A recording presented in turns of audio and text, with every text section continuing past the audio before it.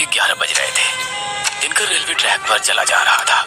हर दिन की तरह उसके गले में उसका कैमरा लटका था। आज उसने एक खतरनाक फैसला ले लिया था। वो ऐसा नहीं करना चाहता था, लेकिन वो मजबूर था। वो रेलवे ट्रैक पर बढ़ता जा रहा था। तभी उसके कानों में कुछ आवाज आई। चौरसिया, सिग्नल चेक कर लिया है ना? सब ठीक है ना? हाँ पांडे, सब चेक कर लिया है। एक वायरिंग लूज थी, उसे ठीक कर दिया है। अब कोई प्रॉब्लम नहीं है। ठीक है, फिर मैं स्टेशन मास्टर को क्लियरेंस दे रहा हूँ। 2 ट्रेनें आने वाली हैं। हाँ पांडे, दे दे, कोई टेंशन नहीं है। कितना रिस्क वाला काम है ना अपना चौरसिया। जरा सी गड़बड़ हुई नहीं कि भयानक हादसा हो जाएगा। उन सिग्नल मैनों की बातों को सुनकर दिनकर के दिमाग में अचानक से एक खुरापात आ गई। अगर मैं इन तारों की सेटिंग में छेड़छाड़ कर दूं तो एक भयानक हादसा हो जाएगा और यहाँ लाशें ही लाशें होंगी। रोने चीखने वालों के ना जाने कितने चेहरे होंगे। यही तो चाहिए बॉस को, इमोशन। मैं दूंगा ये इमोशन। हाँ, मैं दूंगा ये इमोशन और फिर बेचूंगा उस इमोशन को मार्केट में। दर्द ही तो बिकता है ना यहाँ। मैं बेचूंगा दर्द को, आंसू को। हाँ। दिनकर के सिर पर खून सवार था। उसने पटरी किनारे पड़ा पत्थर उठाया और उसी से उसने उन दोनों लाइनमैनों की मार कर हत्या कर दी। मर गए दोनों। अब मैं अपना काम करता हूँ। उसके बाद दिनकर ने सिग्नल की वायरिंग में छेड़छाड़ करना शुरू कर दिया। स्टेशन मास्टर इन बातों से बेखबर था। उसने लाइन क्लियर दे दी। लाइन क्लियर मिलने से एक्सप्रेस ट्रेन के ड्राइवर को भी कुछ पता नहीं चला। वो अपनी रफ्तार से आगे बढ़ता गया, लेकिन उसे क्या पता था कि वो गलत ट्रैक पर जा रहा था। उसे मेन लाइन पर जाना था, लेकिन वो लूप लाइन पर चला गया, जहाँ पहले से एक मालगाड़ी खड़ी थी। अचानक एक जोरदार धमाका हुआ और एक भयानक एक्सीडेंट का शिकार वो ट्रेन हो गई। 2 ट्रेनें तो इस दुर्घटना का शिकार हो चुकी थी, लेकिन अब बारी तीसरी ट्रेन की थी। तीसरी ट्रेन जो अपनी पूरी रफ्तार से पैसेंजरों के साथ आ रही थी, उसकी टक्कर पहली ट्रेन की उन बोगियों से हो गई जो एक्सीडेंट के बाद दूसरे ट्रैक पर चली आई थी। और फिर से वैसा ही जोरदार धमाका हुआ। ऐसा लगा कि कोई बड़ा बम विस्फोट हुआ है। उसके बाद तो हर और चीख पुकार का माहौल बन गया। लेकिन ये चीख पुकार किसी की नौकरी की गारंटी थी, किसी की बच्चे की स्कूल फीस की गारंटी थी, किसी के अखबार के बिकने की गारंटी थी। कुछ देर बाद ही इस हादसे की खबर सभी को हो गई। सारे न्यूज चैनल ब्रेकिंग न्यूज चला रहे थे। उधर दिनकर तस्वीर खींचने में व्यस्त था। आज जब उसने सारी तस्वीरें अपने बॉस को भेजी तो वो बहुत ही खुश था। उसने दिनकर के इंक्रीमेंट की बात की, साथ ही उससे और भी तस्वीरें भेजने को कहा। दिनकर ने अपनी नौकरी बचाने के लिए एक राक्षसी कृत्य को अंजाम दिया था। उसकी बेटी की फीस जमा हो गई थी, लेकिन वो बहुत महंगी फीस थी। रात के यही कोई 12:30 बज रहे थे। हर और खामोशी ही खामोशी छाई हुई थी। दिनकर एक बार फिर से अपनी खींची तस्वीरों को जूम करके देख रहा था, क्योंकि वो कोई रिस्क नहीं लेना चाहता था। क्योंकि अगर एक भी तस्वीर खराब पोस्ट होती या क्लियर पोस्ट नहीं होती तो उसे अपने बॉस के गुस्से का सामना करना पड़ता था। इसलिए वो एक बार फिर से उन तस्वीरों को जूम करके देखने लगा, धीरे धीरे बारीकी से। लेकिन तभी फिर से उस तस्वीर पर उसकी निगाह टिक गई। वो जल्दी से उसे हटाकर आगे बढ़ना चाहता था, लेकिन तभी उसे लगा कि उस लाश की आंखें तस्वीर से एकदम से बाहर निकल आई हैं और उससे कह रही है कि अरे मैं तो अब मर गया, अब मेरे मुर्दा शरीर को छोड़ दे। दिनकर का दिल जोर जोर से धड़कने लगा। उसने कैमरे को बंद किया और सिगरेट जलाई। सिगरेट का कश लगाते हुए वो अपने आराम कुर्सी पर बैठकर कुछ सोचने लगा, लेकिन तभी उसे लगा कि उसकी कुर्सी के पीछे कोई है। वह तेजी से पीछे घूमा, लेकिन वहां तो कोई नहीं था। अरे यहाँ तो कोई नहीं है, फिर मुझे ऐसा क्यों लगा कि कोई मेरे पीछे खड़ा है? दिनकर अब पूरी तरह डर गया था। उसे ना तो उन तस्वीरों को देखने का मन कर रहा था और ना ही अपने कैमरे को, लेकिन तस्वीर तो उसे किसी भी शर्त पर अपने बॉस को भेजनी ही थी। उसने एक बार फिर से हिम्मत की और खींची गई उन तस्वीरों को, जिसकी उसने प्रिंट भी निकाल रखी थी, टेबल पर इकट्ठा करने लगा। लेकिन तभी अचानक उसके कमरे का बंद पंखा ना जाने कैसे ऑन हो गया। सारी तस्वीरें इधर उधर उड़ने लगी। अरे ये पंखा ये कैसे ऑन हो गया? इतनी सर्दी है यहाँ। उसने पंखे का स्विच ऑफ किया और बिखरी पड़ी सारी तस्वीरों को इकट्ठा किया और अपनी टेबल पर उसे रखा। उसके बाद एक एक कर फोटो वो धीरे धीरे स्कैन कर रहा था, लेकिन तभी फिर से उसके कमरे का पंखा ऑन हो गया और तस्वीरें फिर से उड़ने लगी। दिनकर को समझ नहीं आ रहा था कि आखिर हो क्या रहा है। वह पंखा ऑफ करने के लिए उठने ही वाला था कि तभी पंखा अपने आप बंद हो गया। दिनकर ने सारी बिखरी तस्वीरों को एक बार फिर से इकट्ठा किया और उसे अपने टेबल पर रखे बड़े से पेपर वेट से दबाकर रख दिया और उसके बाद एक एक कर अपने कैमरे की तस्वीरों को स्कैन कर अपने कंप्यूटर पर सेव करने लगा ताकि वो सारी तस्वीरें एक साथ ही अपने बॉस को ईमेल कर सके। वह तस्वीरों को स्कैन करने में मगन था, लेकिन तभी दिनकर को ऐसा लगा कि कोई फिर से उसके पीछे आकर खड़ा हो गया है। उसकी तेज तेज सांसों की आवाज वो बिल्कुल साफ साफ सुन सकता था। एक बार फिर से दिनकर के दिल की धड़कन तेज हो गई। उसे कुछ समझ आता उसके पहले उसने देखा कि उसके पास रखे पेपर वेट पर किसी की उंगलियां हैं। उन उंगलियों को देखकर दिनकर का चेहरा पीला पड़ गया। वह वहां से भागने वाला था, लेकिन उसके पहले ही वो पेपर वेट हवा में उड़ा। ऐसा लगा कि किसी ने उसे अपने हाथों से उठाया है और फिर उसने उस पेपर वेट को दिनकर के सिर पर जोर से मार डाला।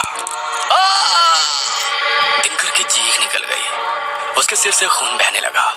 दिनकर दर्द से बिलबिला रहा था। तभी किसी अदृश्य ताकत ने उसके सिर के बालों को पकड़ा और उसे खींचकर जमीन पर पटक दिया। दिनकर को पहली बार लगा कि कोई साया उसके पास खड़ा है। उसके बाद उस साये ने दिनकर के बालों को फिर से खींचकर पकड़ा और उसे उसके कमरे के बाहर की ओर घसीट कर ले जाने लगा। माया, गुड़िया, गुड़िया, अरे कोई बचाओ, कोई मुझे बचाओ। दिनकर चीख चीख कर अपनी पत्नी माया और अपनी 7 साल की बेटी गुड़िया, जिसे वो बहुत प्यार करता था, उसे आवाज देने लगा, लेकिन किसी ने उसकी आवाज नहीं सुनी। वो साया उसे खींचकर सीढ़ियों के पास ले गया और उसे सीढ़ियों से नीचे की ओर खींचने लगा। दिनकर चीख रहा था, चिल्ला रहा था। उसका पूरा सिर खून से भर गया था और सिर से निकला खून सीढ़ियों पर निशान छोड़ता जा रहा था। उसकी स्थिति बहुत ही खराब हो रही थी। उसकी आंखों के आगे अंधेरा छा रहा था, लेकिन उस धुंधलाहट में भी उसे दर्दनाक स्थल की सारी लाशें दिखाई दे रही थी। लेकिन अब वो लाशें जिंदा थी और उसकी ओर घूर रही थी। एक 7-8 साल का मासूम बच्चा उसे न सिर्फ घूर रहा था, बल्कि उसकी आंखों में कई सवाल थे। अचानक उन सभी ने मिलकर दिनकर पर हमला कर दिया और उसके शरीर को नोचने लगे।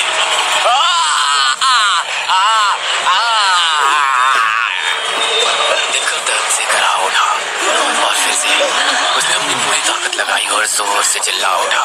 माया! हो गए थे दिनकर को अस्पताल के उस मेंटल वार्ड में। उसकी पत्नी माया और बेटी गुड़िया उसे हर दिन देखने आते। उसकी बेटी गुड़िया डॉक्टर से बार बार एक ही बात पूछती, मेरा पापा कब तक ठीक हो जाएगा? कुछ कहा नहीं जा सकता। हमने शॉक थेरेपी देनी शुरू कर दी है, लेकिन उसका कोई खास असर दिख नहीं रहा है तुम्हारे पापा पर। डॉक्टर अंकल, मेरे पापा को ठीक कर दो ना प्लीज, प्लीज उन्हें ठीक कर दो ना। मुझे उनके साथ खेलना है, मुझे कहानी सुननी है। हर दिन वो मुझे एक कहानी सुनाते थे, तभी मुझे नींद आती थी। पिछले 9 दिनों से मैं ठीक से नहीं सो पाई हूँ। डॉक्टर खामोशी से गुड़िया की बातों को सुन रहा था, लेकिन वो उसकी बातों का क्या जवाब देता उसे समझ नहीं आ रहा था। तुम्हें शर्म नहीं आती दिनकर? कितने दिन हो गए? हाँ बोलो, कितने दिन हो गए? दिन क्या कितने महीने हो गए? तुम एक ढंग की तस्वीर नहीं ले पाए हमारे अखबार के लिए। देखो, हम यहाँ भंडारा नहीं चला रहे, ना ही चैरिटी कर रहे हैं। हम सैलरी मुफ्त में नहीं देते, काम करना पड़ता है काम। सर, मैं तस्वीरें तो लाता ही हूँ। उन घटिया बिना मतलब की तस्वीरों का मैं क्या करूँ बोलो?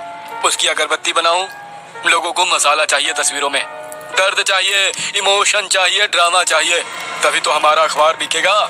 सर, मैं कोशिश तो कर रहा हूँ। क्या खाक कोशिश कर रहे हो? कान खोलकर सुन लो। इस हफ्ते अगर ढंग की और जबरदस्त तस्वीरें जिसमें इमोशन हो अगर वो नहीं आई, तो फिर अगले हफ्ते से अखबार के दफ्तर आने की कोई जरूरत नहीं है। पिछले 6 महीने से दिनकर ने एक भी ऐसी तस्वीर नहीं खींची थी जो अखबार के लिए फायदे का सौदा होती। पिछले 6 महीने से उसकी सैलरी भी लगभग आधी ही आ रही थी। बहुत तकलीफ से वो घर खर्चा चला रहा था। आज जब बॉस ने उसे ये कहा कि अगर कोई जबरदस्त तस्वीर वो नहीं खींच कर लाया तो उसे अगले हफ्ते से दफ्तर आने की जरूरत नहीं है, ये बात बार बार उसके दिमाग में लगातार घूम रही थी। उसे कुछ रास्ता नहीं सूझ रहा था कि आखिर वो कहां से ऐसी तस्वीर खींचे जो उसके बॉस को खुश कर सके। उदास मन से वो घर पहुंचा। माया ने टेबल पर रखा खाना लगाया। बेमन से दिनकर अपनी पत्नी और बेटी के साथ खाने बैठा, लेकिन उसके गले से निवाला उतर ही नहीं रहा था। तभी माया ने कहा, गुड़िया के स्कूल से फाइल रिमाइंडर आ गया है। अगर इस महीने फीस नहीं जमा की तो उसे स्कूल से निकाल देंगे। माया अपनी बात कहे जा रही थी, लेकिन दिनकर तो किसी और ख्याल में खोया हुआ था। उसे देखकर माया को जोरों का गुस्सा आया। दिनकर, मैं तुमसे कुछ कह रही हूँ, तुम सुन रहे हो कि नहीं? क्या क्या क्या हुआ? होगा क्या? तुमने और तुम्हारी इस नौकरी ने हमारा जीवन नर्क बना दिया है। मन तो करता है तुम्हारा ये कैमरा लूं और इसे आग लगा दूं। अरे तुम्हारी इस नौकरी के कारण छोटी छोटी चीजों के लिए कॉम्प्रोमाइज करना पड़ता है। मैं तो कर ही रही थी, फिर भी किसी तरह समझौते, ये सोचकर कि यही मेरी किस्मत है। लेकिन अब हमारी बेटी को भी करना पड़ेगा। अगर उसकी फीस जमा नहीं हुई तो स्कूल वाले इसे स्कूल से निकाल देंगे। ऐसे कैसे निकाल देंगे? फीस नहीं दोगे तो निकालेंगे ही ना, आरती तो नहीं उतारेंगे। और हाँ, ये भी याद रखना कि ये फ्लैट भी रेंट का है और मकान मालिक इसके लिए भी लास्ट रिमाइंडर दे चुका है।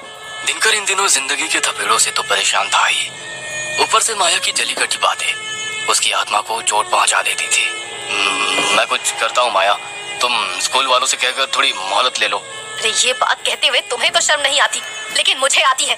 पिछले 6 महीने से कितनी बार मोहलत ले चुकी हूँ। अब तो मन करता है कि कहीं भाग जाऊं या कुछ कर लूं।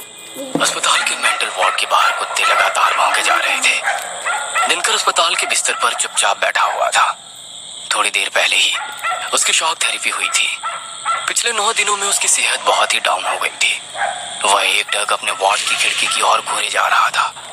तभी अचानक उसे लगा कि खिड़की से 2 आंखें उसे घूर रही है। वह उन आंखों को अच्छे से पहचानता था। ये वही आंखें थी, तस्वीर वाली। दिनकर के दिल की धड़कन एक बार फिर से तेज हो गई। अचानक वो आंखें वहां से गायब हुई और खिड़की धड़कन से बंद हो गई। दिनकर बहुत डर गया। तभी उसे लगा कि उसके कमरे में कई सारे लोग बैठे हुए हैं और उसके कमरे में कुछ लाशें भी रखी हुई हैं। बैठे हुए लोग उन लाशों से लिपट कर रो रहे हैं। रोने की वो आवाज बहुत ही डरावनी थी। आंखें खोलो, ऐसे मुझे छोड़कर क्यों चले गए? आंखें खोलो। दिनकर का दिमाग काम नहीं कर रहा था। वह बिस्तर से उठकर भाग जाना चाहता था, इसलिए वह जल्दी से बिस्तर से उतरा। लेकिन तभी उन सभी ने उसके पैरों को पकड़ लिया। उसके बाद वहां बैठे लोगों ने उसके पैरों में लोहे की जंजीर बांध दी। दिनकर अपने पैरों को जंजीर से निकालने की कोशिश करता, लेकिन वो उस कोशिश में नाकामयाब हो रहा था। लेकिन फिर भी वह कोशिश करता रहा। उसका पैर लोहे की जंजीरों से लगकर लहूलुहान हो रहा था। तभी न जाने कहां से कुछ चूहों का झुंड आ गया और उसके पैरों को काटने लगा।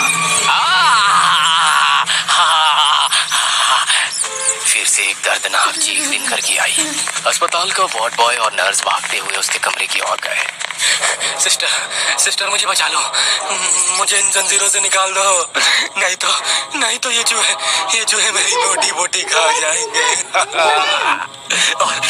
और इन लोगों को भगाओ यहाँ से, ये मुझे जीने नहीं देते। इनकी रोने की आवाज मेरे कानों में सुई की तरह चुभती है। मिस्टर दिनकर, क्या हुआ आपको? ये क्या कर रहे हैं? कहाँ है जंजीरें और कहाँ है चूहे? और किन आवाजों की बात कर रहे हैं आप? अरे ये तो है मेरे पास, ये देखिए। मिस्टर दिनकर, यहाँ कोई नहीं है, कुछ नहीं है। दिनकर को नींद नहीं आ रही थी। वह कहाँ से अपनी बेटी की फीस जमा करता? वह कहाँ से ऐसी तस्वीर खींचता जो उसकी नौकरी को बचा लेती? वो यही सब सोचे जा रहा था। आखिरकार उसने एक फैसला लिया। बस हो गया, अब नहीं होता मुझसे। मैं हार गया हूँ। मैं अब लड़ नहीं सकता। मुझे माफ कर देना गुड़िया, मुझे माफ कर देना माया। I'm a failure.